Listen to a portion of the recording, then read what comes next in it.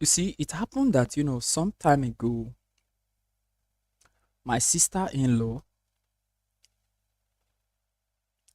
her colleague at work, she lost her phone.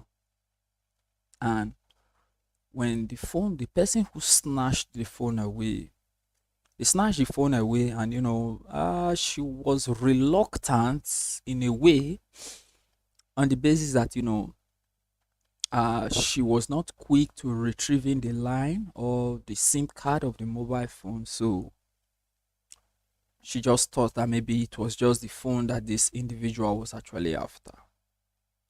But something else happened after that.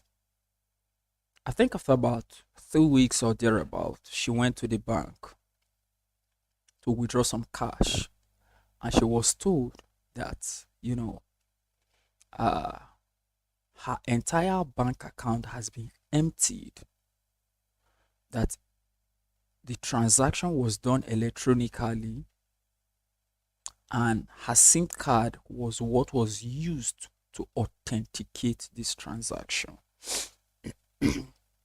Now, that now brings us to the topic of today.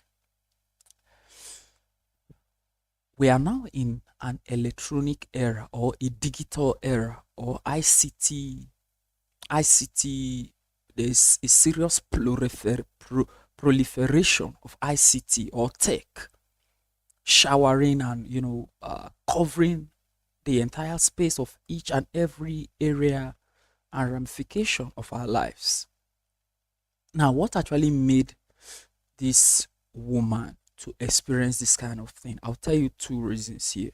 One, her SIM card was not protected. You see, when you have a SIM card, your SIM card is open by default, but you can choose to lock it. Now, when you choose to lock that particular SIM card, this will happen. For every time that you actually start the phone or you restart the phone, but that you turn it off and you turn it on again, the SIM card will request for a PUK, that's personal unlocking key. Now, this woman did not have such in uh,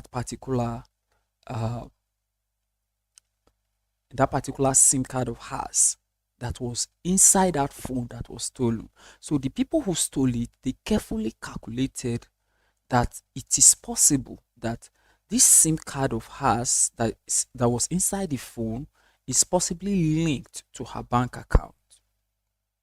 So that was one. She didn't have a personal unblocking key on that particular SIM card. So that was the reason why this particular attack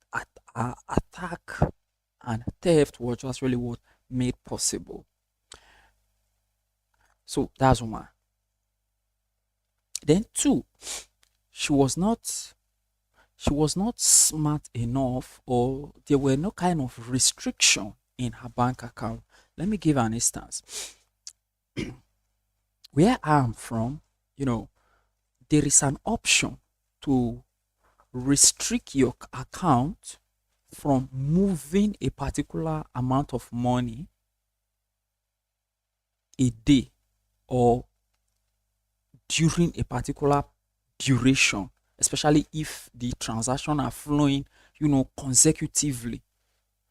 There is a restriction that you can actually what place on your account, that you can only be able to move such kind of money when you go to the bank physically yourself to fill a form at the bank to do that particular transaction. But virtually, you cannot actually what execute such kind of transaction, especially if it is consecutively. Almost, the distance between one and the other, they are not much. So such was not also what uh was not actually set up in this woman's account.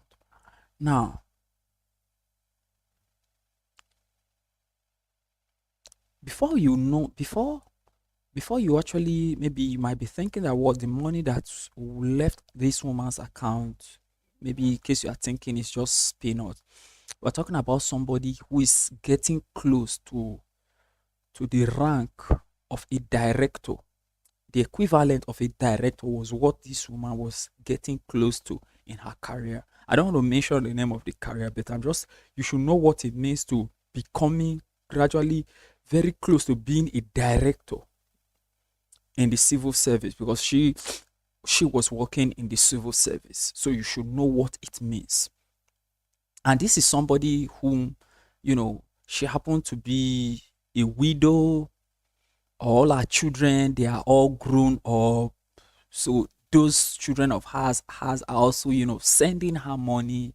And even the phone that was even stolen from her was also, given to her by one of her children that are now doing well already.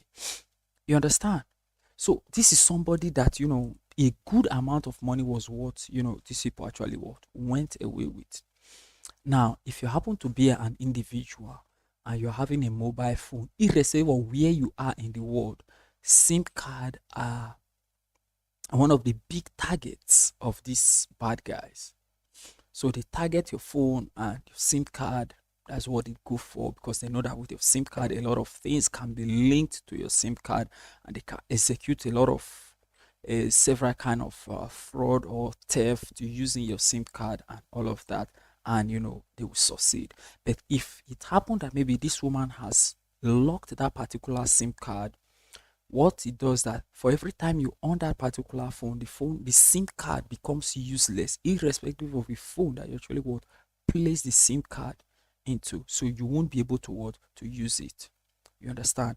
And the best the least you can do at that particular time is to destroy the SIM card, or you give it back to the owner, whom actually knows the particular secret 8-digit key that can be entered into the SIM card to unlock it.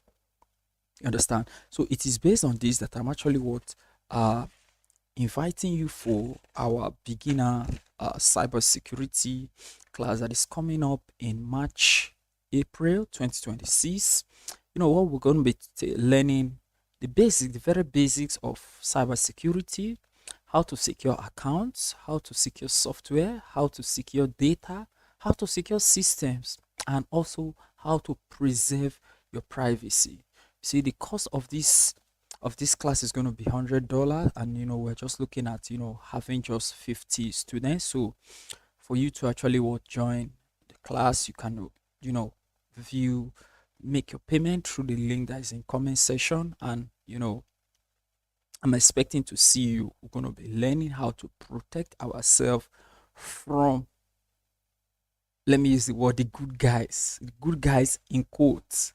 You understand? So do not be taken unaware. Know when danger is coming and prepare for the danger. Like somebody whom I'm very close to, who will always say that you don't prepare in battle, you prepare for battle. Do not wait till the attack, till you've been attacked before you start, you start fighting back, before you start defending yourself. No. Think like an offensive fighter.